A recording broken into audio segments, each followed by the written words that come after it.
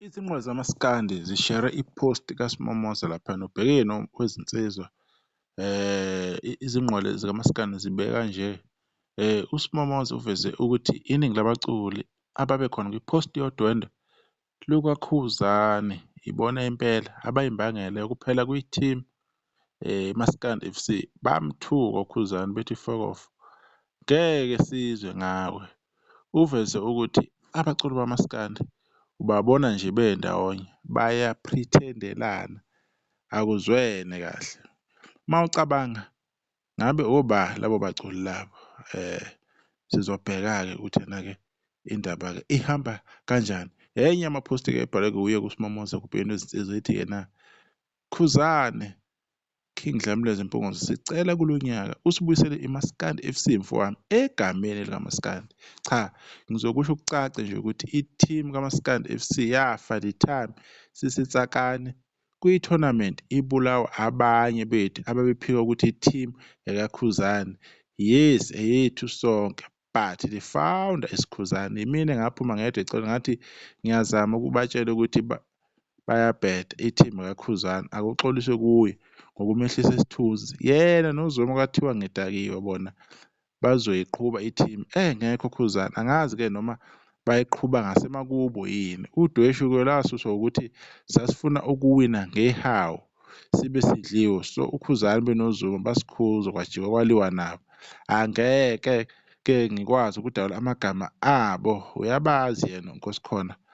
Baxolise ngasezwe kuye because bayaya kuye beyokhotha elunda nasemshadweni wakhe babekhona, but thina sasala singena-team. Into eyayinhle kanje. Siyacela-ke Nkosikhona ibuye i-team siyoxolisa, siyabaxolisela nabakona umoya eTsakani. Enye-ke yamaphosti futhi kuSimomoza wabhalile ithe ngiyagonyuluka, mina odwendeni nganqena ukuya ngoba kwakunabantu kwiphosta ababeyisa uKhuzani King Dlamini Mpungose benoZuma phambi kwethu siphelele e-changing room, bamtshela nokuthi fuck off. From lapho waphuma same day uNkosikhona kwi-group yebhola. Sasala ngayivusa indaba yokuthi kungani kungaxolisa kuye abuye. Kwathiwa Simomoza kungani ukhweza uKhuzani emakhanda ethu. Ngathi mina izoqhuba kanjani i-team engasekho umsunguli wayo. Ngathi mina nizozithola kuphi iy'bhonzo ngoba uyena ono-connection. Kwathiwa uyabheda uKhuzani ukufuna ukukhothanyelwa, i-team izoqhubeka engekho. Kwaze waphuma igama lokuthi ofuna ukuphuma alandele uKhuzani akaphume. Nangempela ngaphuma kwi-group sekuphume noNjoko, ngaphuma sesithukana nomunye. So ya injalo-ke indaba-ke, yiyo-ke lamaphosti alokhu ebhalwa kuSimomoza. Mayesiqhubeka futhi iphosti yakhe ithi yabona kuMaskandi kuyaprithendelwana. Samangase sibabona bephambili bekhona kwi-post odwendweni ngaphandle kokuthi kuxolelwane ebholeni. Abantu ababemusho kanje umkhwenyana sasala sizilima-ke thina sagcina xatshene engxabeni eSilas. Ngibuye ngihlabe yena uKhubo ukuthi kungani eba-right nabantu abamdalela kanje isidlangalaleli, because bekufanele athi madoda asikho right, asibuyeleni le ebandleni silungise kuxolelwane kubuyiswane. But-ke maybe inhliziyo yakhe enhle engabambi izinto. Bayizama ukuyiqhuba i-team bethi bona banawo ama-sponsor but yaphelela endleleni njengesishiphi. Hheyi kodwa bashuthi uvelwa yini sizofakwa la. Thina-ke sasala sikhungathekile ngoba safelwa yinto eyayinhle. Bayeseka abantu beze bezosihleka kube mnandi kube njeya. Ngizoke ngithi ukudesha ngiyazi namagama abo, hhayi ngoba ngikhotha something yomunye umfana, but ngifuna nazi ukuthi team yafa ngoba kuthiwa uKhuzani usitshela ukuthi uye yedwa okwazi ukwenza kwenzeke. Siyayidinga i-team yethu ibuyile nabo labo abona bebuye bexolise nakithi, hhayi beyoxolisa ngezenzo sebebambe ulayini wamaplate kwaMpungose. Chu, sihlezi nje thina sikhamisile namajezi ebhola awaqoqwanga selusa ngawo. Kusho yena-ke uSimomoza ubhekene noMaskandi. Yibo-ke laba-ke abantu abakhona laphana abasodwendweni laKhuzani. Singabala abantu abanjengobani, abantu abanjengoKhwalithi, abantu abanjengoNtencane babekhona laphaya. Obani abanye ngizobabheka nje ngize ngibathole. Abantu abanjengoMdumazi, abantu abanjengobaba uGadla, abantu abanjengobaba u-Ali. Baningi abantu bafethu la kwakuphefoma laphayana. Eh, manje ubhekeni usho ukuthi ukhona umuntu owenza into engalungile kulaba, asazi. Koda-ke into encane ngiyakhumbula emngcwabeni, hhayi ithi emngcwabeni, kwi-event egcwalisa Spring Picnic, maybe kwakuwu-2023, ngingasazi kahle. Lapho-ke bamfaka khona emini, wabe sebhala-ke i-post eyayithi yena abangamenzi iphenti, abangamenzi insilayani yephenti, kusho yena akalona ini, wasebiza inhlamba, yabona. Bengaphinde bengibize kulezi zinto zabo zama-activation bezongidlalisa emini. Wakhuluma kabuhlungu, wakhuluma kabuhlungu lapho into encane. Bafowethu, umuntu into ayikhulumayo lapho eyikhuluma usuke aveza ingaphakathi lakhe eliyiqiniso, noma na-pretender nina niy'tshele otherwise. Umuntu usuke ekhuluma iqiniso alizwayo, iyona nto ayizwa leyo engahlangene nokuthi bamdlalise emini, kodwa iyona nto ayeyifile eyayisimcasula inesikhathi eside ezama ukuyilawula.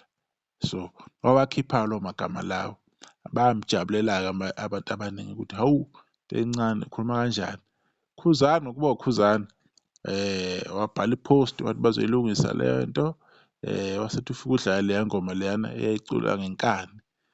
Wafika wavumisa-ke into encane laphana-ke kwi-event, wavumisa zona iy'ngoma kaKhuzani-ke ezinye, futhi wakhuluma-ke nasemngcwabeni kagogo Cangwe laphayana-ke, ngesikhathi-ke kuyofihla wayekhona. So izinto ey'njengalezo asazi noma bayikhuluma yini onto encane, kodwa-ke inzondo kumaskandi i-serious, ikhona futhi-ke ijulile. Ukuthi wena ubona kanjani or uzwa ngathi kunjani okwakho lokho, koda-ke iqiniso lelo asazi noma yagcina ilungisile leyo nto leyo, ukuthi umhleli womcimbi kuthukwe abantu. Kushuthi kwakuthiwa yena uKhuzani lapho, asikho-ke lapho-ke. USminoff, uSmiramira, obe nelunda-ke naye-ke elimsizayo ngomsebenzi wakhe. Asazi kwenzakaleni kwilunda leli kade limnceda, into zabantu-ke zinjalo-ke, yingakho esebizwa ngoSmiramira. Uthi okungenzeka aphinde abuyele kuSminoff. Uma leyo nto leyo yasala nekhampani le aphuma kuyo, akulula cause le i-intellectual property yaleyo khampani leyo or yalowo muntu loyo owayephethe zonke izinto lezo. Kodwa-ke omunye wabantu okusobala owakuveza nje, waphakama nje obala ukuthi ufuna ukuba nenkinga noKhuzani, isidingo singekho.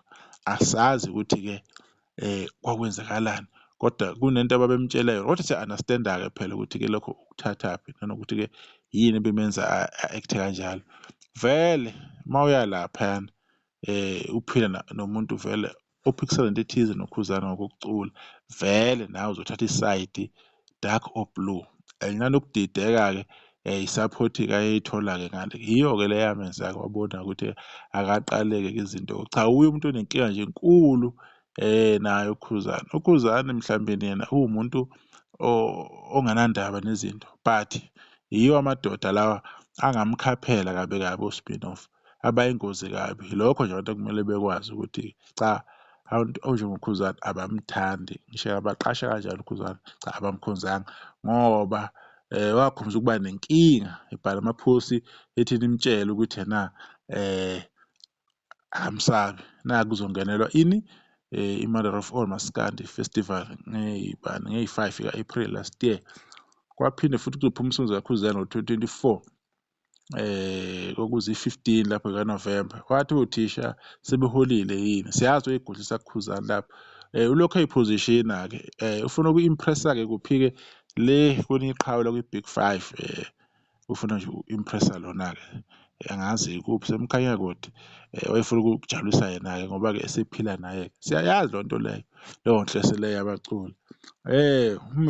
Mfoko kaMiss, uthisha wentambo, vele-ke uthisha wentambo Nkosi yami-ke ngeke angathunywa, vele kumele athunywe ukuthi-ke abe nenkinga. UJive omunye wabantu aba-right, aba-grand, maybe akusekho inkinga ekhona mhlawumbe noKhuzani nani nani, kodwa koMessi usami-ke the way engimazi ngakhona-ke umuntu-ke engibona ngathi umuntu o-right, umjidi o-grand, kodwa nje usengagaxela phela ukuthi-ke uphila nobani kwezomculo. So angayikhuluma izinto ngoba phela ephila nomculi thizeni, ngoba emculo kamaskandi ubuxoki bungenhla, bukwelinye izinga. Vele ngangibona futhi ngangi-understand ukuthi ukukhuluma vele okwenzakalayo okwenzeka online, abantu bekhuluma ngeMaskandi F_C kwakubanyanyisa kubadina ukuthi kubonakala uKhuzani eseqhulwini kule nto leyo yokuthi uphambili, ngoba akumelanga uKhuzani abonakale esey'ntweni, kumele abe semuva. Kumele nje ayikho into emfanele ngokwabo, kushuthi khona umuntu emfanele loo nto leyo, not uKhuzani. But lezi zinto zenzeke ngesikhathi kushintsha iy'ndaba zabahleli bemicimbi.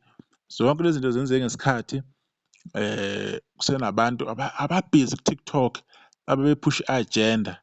Siyakhumbula nje ukuthi bebenomqondo wokuthi bangambongeli uKhuzani mayenzile, bey'thulele beshaya ngathi ababoni. Sasikubona konke lokho, lowo msangano babewenza abaculi behambe benza uKhuzani ubaqashile emcimbini eminingi kabi, wabaqasha more than 6 times kusuka ngo-2019 kwi-Gcwalisespring, Gcwalisa Moses Mabhida, yes. Kwalandela-ke i-Gcwalisespring picnic nakuma-activation ehle enyuka nabo labo abaculi bathwala laphana iy'ndleko amahhotela bezolala. Kodwa ngoba uKhuzani-ke ulo muntu lo onogcobo lokuthi uma uphumelele kumele uzonde into engekho, ngoba kumele kukhwezwe loya muntu loyana. Amalunda ayesembonile ukuthi uyena okumele aphakame ngoba wayeshintshe umaskandi uzoba ngenye into. So kwakumele manje-ke bemhlamuke uKhuzani, kube nokukhuluma ukuthi yonke into ayizama uKhuzani iphele. Leyo team kamaskandi leyo, lolo bumbano ayelizama uKhuzani, iy'ndaba zamadombolo lawo ayenziwa ihlaya ukuthi ena amadombolo ukuze kube ney'bongo. Siyabakhumbula nje ogqizila bekhuluma laphana ey'bongweni zabo, ngoba uKhuzani ulo muntu oyena unale nhliziyo anayo. Angazi ukuthi yena inhliziyo yakhe ngelinye ilanga iyombuyisela yini okuhle, ngoba izinto uyay'dlulisa loya muntu, kodwa uyena muntu othuka usuku nosuku, uyena muntu ogaxwa ngey'nhlamba.